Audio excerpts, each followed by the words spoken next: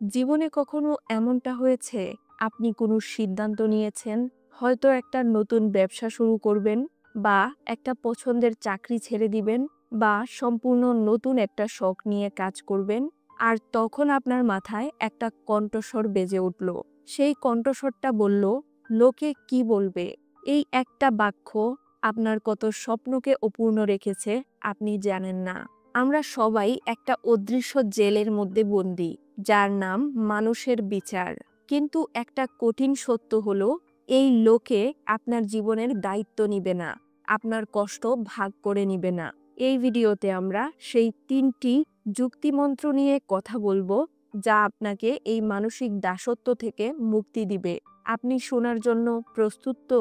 প্রথম মন্ত্র, এই যে আমরা ভাবি লোকে কি বলবে, এখানে লোকে শব্দটা আসলে একটা কাল্পনিক চরিত্র, যার কোনো বাস্তব ভিত্তি নেই। আপনি কাকে ভয় পাচ্ছেন? আপনার প্রতিবেশী, আপনার দুঃসম্পর্কের আত্মীয়, আপনার পুরনো সহকর্মী? মজার বিষয় হলো, এই মানুষগুলো আপনার কাজ নিয়ে সর্বোচ্চ ৫ মিনিট কথা বলবে, আর তারপর তারা তাদের নিজের জীবনের সমস্যা নিয়ে ব্যস্ত হয়ে পড়বে। আপনি আপনার জীবনের মূল্যবান সময় নষ্ট করছেন এমন কিছু মানুষের বিচার নিয়ে, যারা আসলে আপনার জীবনে গুরুত্বহীন। এই সত্যটা মেনে নিন।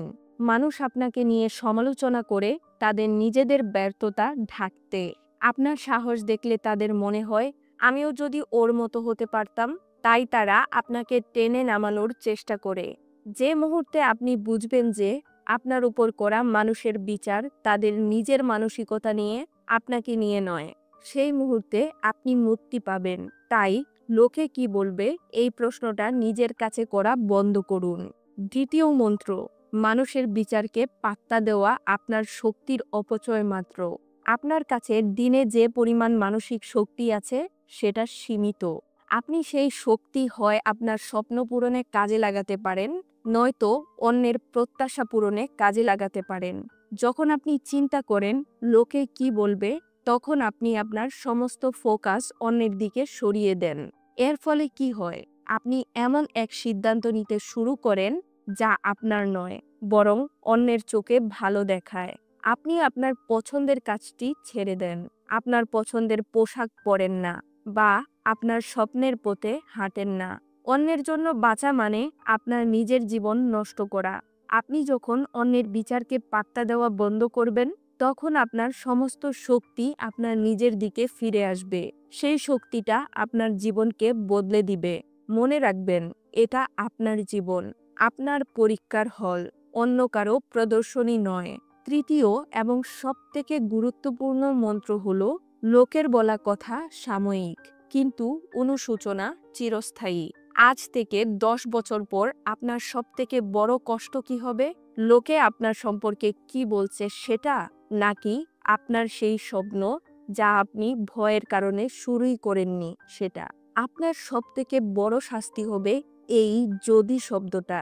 যদি আমি সেদিন ঝুঁকি নিতাম, যদি আমি সাহস করে সেই কাজটা করতাম।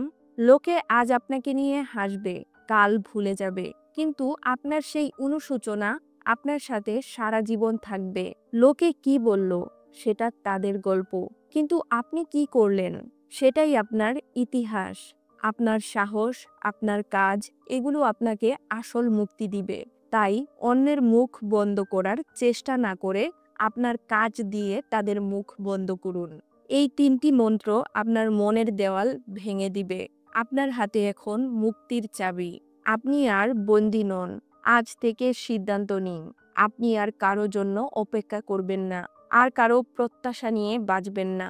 আপনার কাজ, আপনার জীবন, আপনার সিদ্ধান্ত, সবই আপনার। অন্যের হাতে নিজের জীবনের রিমোট কন্ট্রোল তুলে দিবেন না। উঠে দাঁড়ান আর আপনার নিজের জীবনটা বাঁচুন, কারণ এই গল্পটা শুধুই আপনার। তো আজকের ভিডিওটি এই পর্যন্তই। আবার দেখা হবে নতুন কোনো ভিডিওতে। সেই পর্যন্ত সবাই অনেক অনেক ভালো থাকবেন। আল্লাহ হাফেজ।